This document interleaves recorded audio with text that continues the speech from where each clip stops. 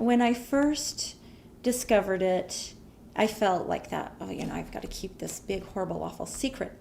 But then as I started to get educated about sexual addiction, and I went in and got counseling and worked through a women's group, oh my goodness, it was like that is one of the worst things you can do.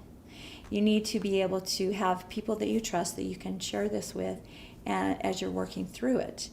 And if you don't, and especially the addict, they'll keep having the same patterns.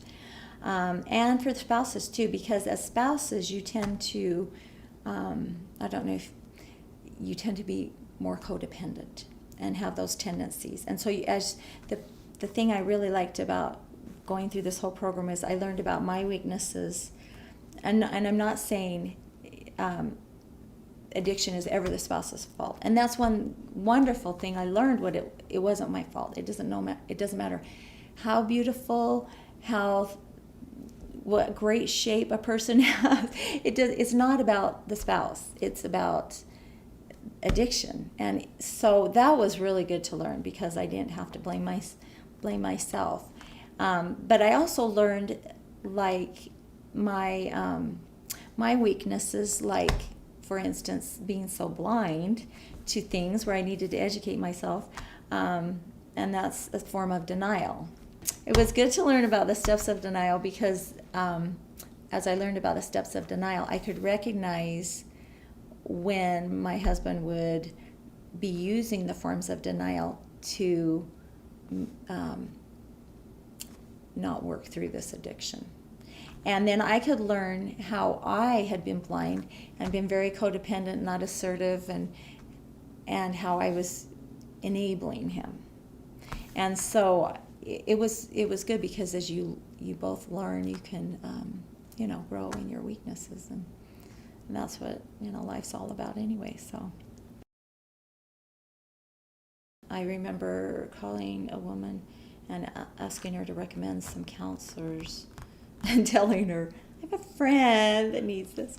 But it was me. But anyway, so yeah, it was hard to talk at first. But see, that was one of the things I learned about codependency, is that fear is a wrong place to be.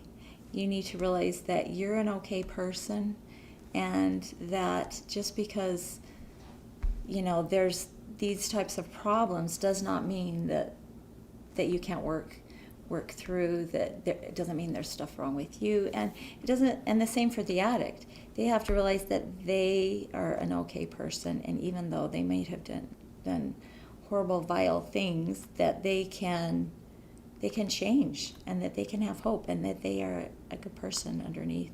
It's interesting, because I think it's really opened my eyes to how working through this with a spouse, I think our society, well, let me put it this way, I think our society is geared to, we want everything perfect and everything wonderful, and when it's not, then we'll just change the environment, and we'll just go another direction and get what we want in life. And I think we tend to not realize that there's hope for addicts, there's hope for victims, there's hope for spouses, everybody involved. There's hope.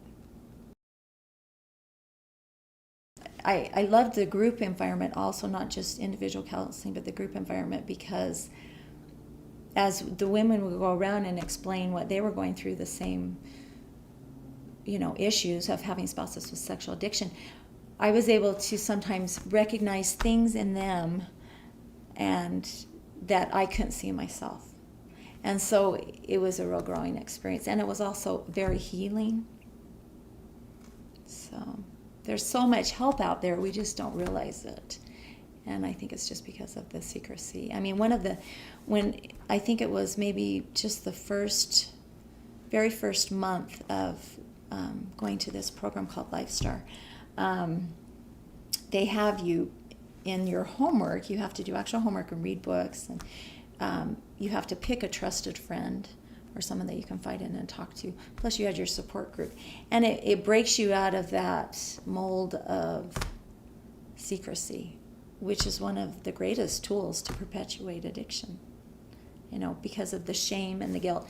Shame and the guilt for the addict, and then the shame and the guilt for being, the spouse, because it's their spouse that's doing this,